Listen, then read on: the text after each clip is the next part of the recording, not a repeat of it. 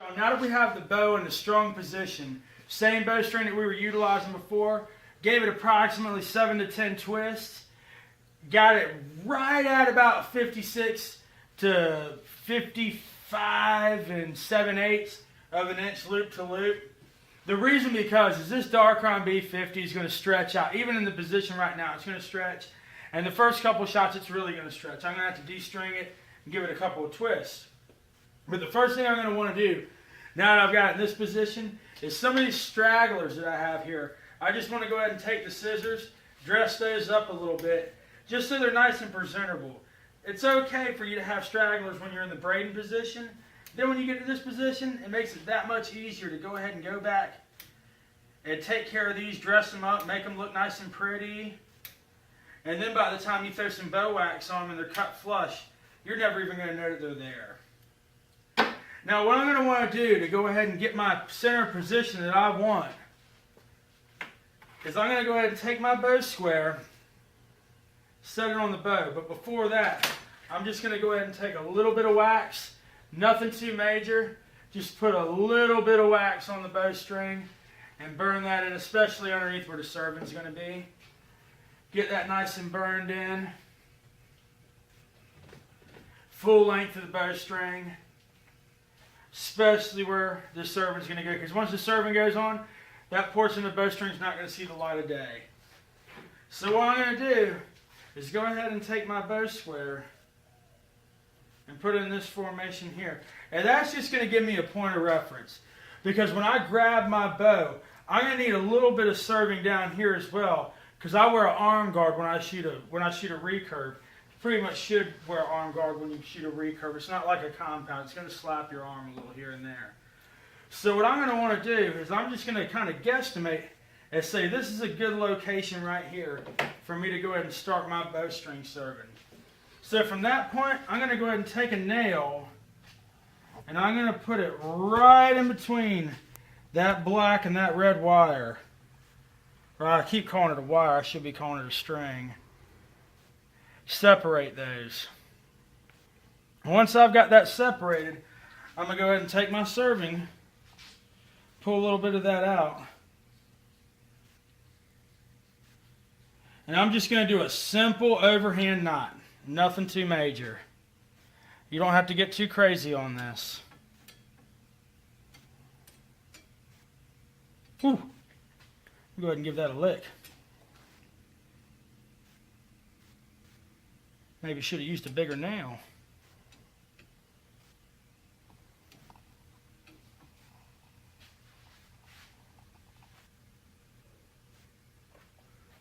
Go ahead and stuff this bigger nail down in there. Widen the gap. There we go.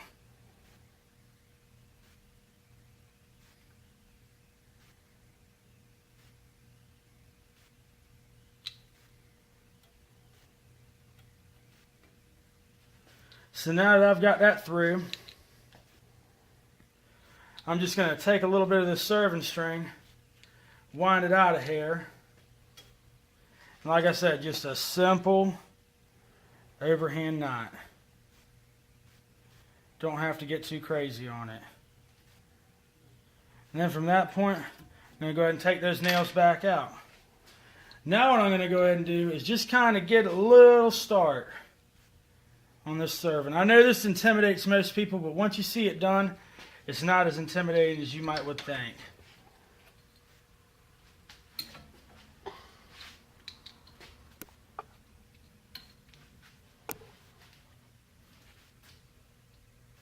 I'm just going to get about 3 or 4 loops. You want to make sure it all sits on top of each other just like a fisherman's knot. And then from that point, kind of tighten up on it a hair. Now what I'm going to do is I'm going to go ahead and tighten back up on this.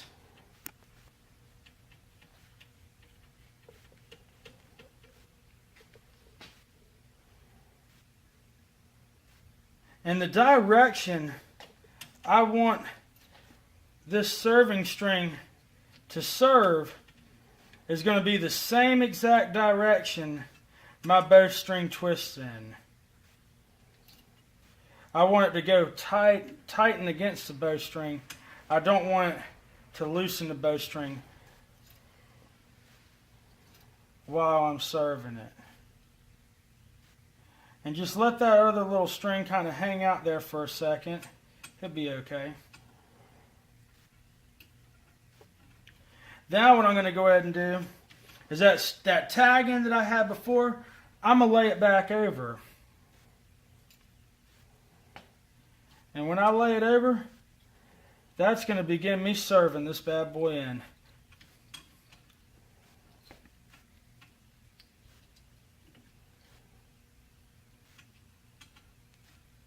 And I'm just going to keep that going.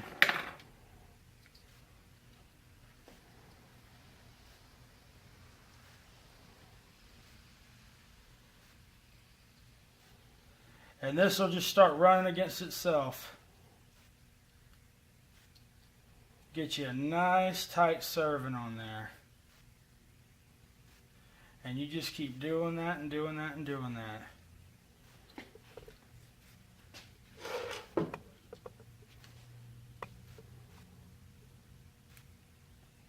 Now that I've got a moment to kind of do this, I wanted to go over a little bit with you why I like Darkron so much. And it's not so much that I like Darkron B50 anymore than I like any of the more advanced lower stretch strings that are out there.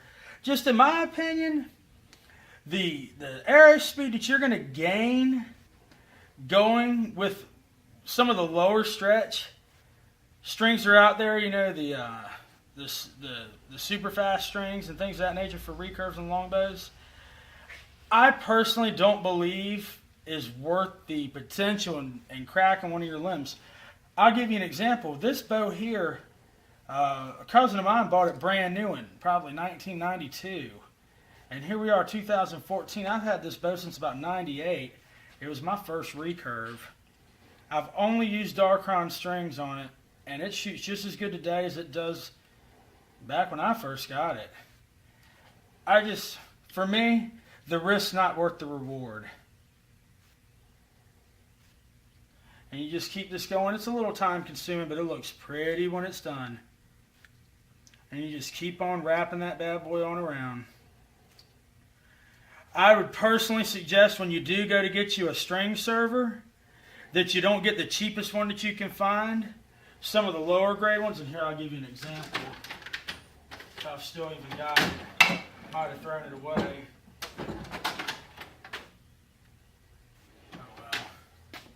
I had another one at one time. I for whatever reason, I don't know why I bought it. I think just to try it out. But I had a wing nut down here. It was an absolute piece of shit. But invest a little bit of money, get you a little bit better string server, and if you're going to make quite a few bowstrings, it'll definitely pay off for you. It'll pay for itself. And this string server, not only, you know, for where your fingers grip the bowstring, but this is also for where the string's going to slap your arm. You want to have a little bit of a tougher surface area to absorb that. We're getting a little closer. And I'll tell you another thing. If you like making bowstrings, if it's something that's up your alley, if you're a real Red Horn Society alum, try making your little self bow. I've made a couple over the years. Nothing that I would hunt with, nothing that I would feel comfortable hunting with. But man, it's fun for backyard bowyers, or bowyers, however you want to pronounce it. Give it a shot. Alright, now this is getting pretty close now at this point. And you don't want to put more serving on there than need be, because more serving does in fact slow down the bowstring. So if you have an expeditious amount more string serving on there than need be, your arrow speed's going to suffer. It's almost about there. And one of these little spools of string serving. It'll last you a good long while. Pretty tough stuff.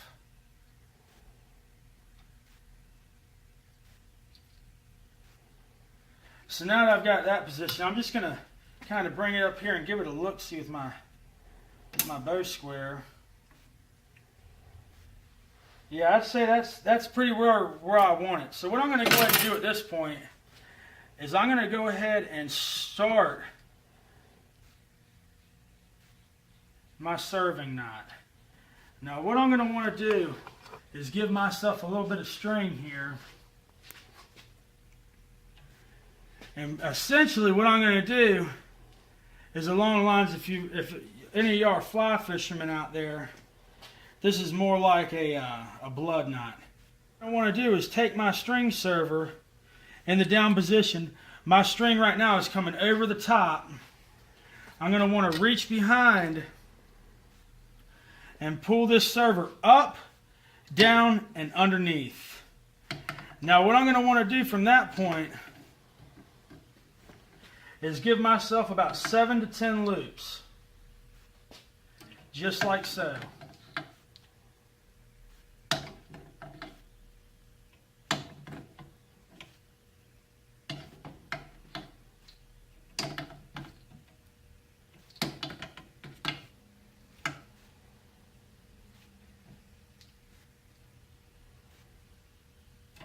Now when I feel comfortable with that, I'm going to go ahead and drop this down and move this down in such a way. Keep tension on there, and I'm going to push this string over to here just a little bit. Now what I'm going to do from that point is what intimidates most folks, the serving knot. We're going to go ahead and get this knotted up. Now what I'm going to go ahead and do at this point is switch my string over to this position and drop it. Now, every time I take a serve with this hand, it's going to unwind from that hand. Now I'm going to keep good tension on this string while I'm doing it. Got to have good tough hands.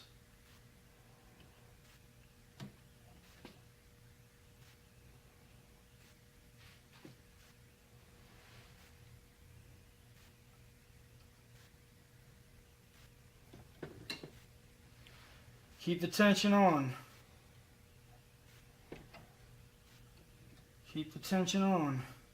You don't want that serving string to come loose.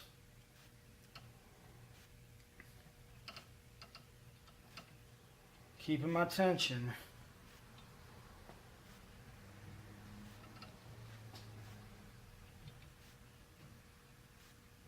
Oh, that's what happened. I got wrapped up there. That's not good. There we go.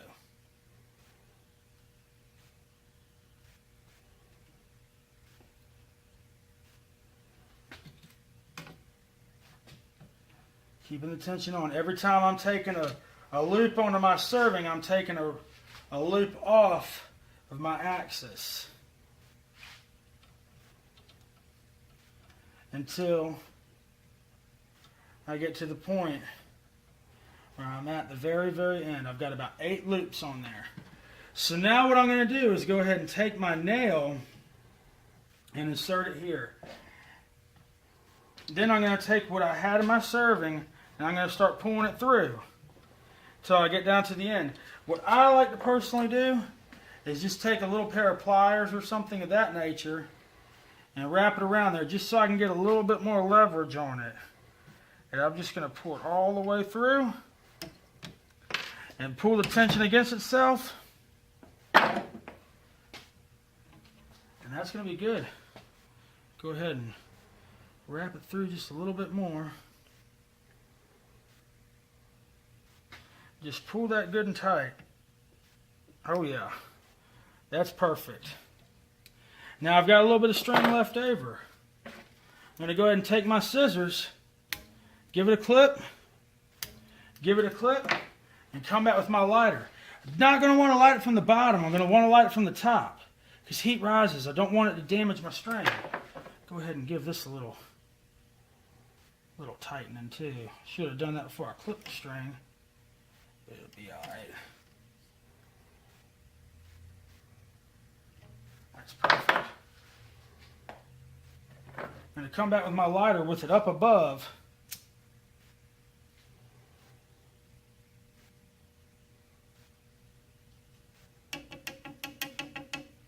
And I'm just going to smash it down in there. I'm going to do the same thing on this one here.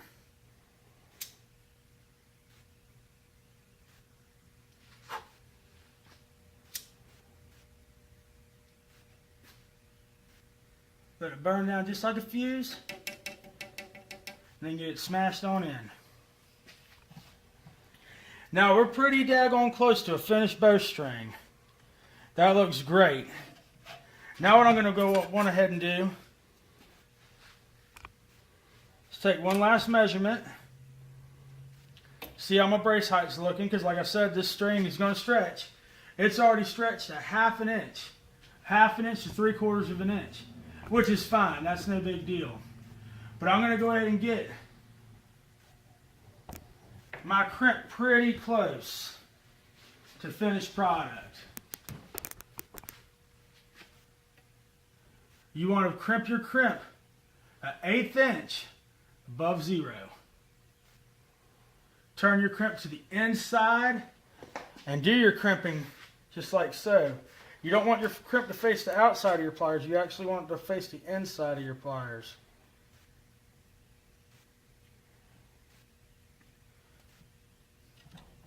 And that right there is a bowstring that is ready to fire its first arrow. So, that's ready to go. Now, like I said, the first couple of shots, it is going to go ahead and stretch out to some degree. However, when it does start to stretch out, de-string your bow, tighten, or go ahead and tighten your string to where it'll shorten it up. And if need be, go ahead and readjust your nocking position where your crimp's located accordingly, 1/8 inch above the arrow. And then you're ready to shoot. After about 15-20 shots, it's going to be in a regular huntingable position as far as stretch is concerned. So go ahead and take a couple of pulls on it. De-string it. Go ahead and get the brace height back to your desired brace height. Go out to the backyard. Shoot it about 15-20 times into the target. Bring it back in. Readjust the crimp again. And it's ready to go. This is Red Horn Society showing you how to make a Flemish twist bowstring. Please like our video, and please post any comments or questions that you might have in the box below. I'd like to go ahead and answer as many of those as I can. Once again, Joe Kabasinski from Red Horn Society. Keep hunting, protect America.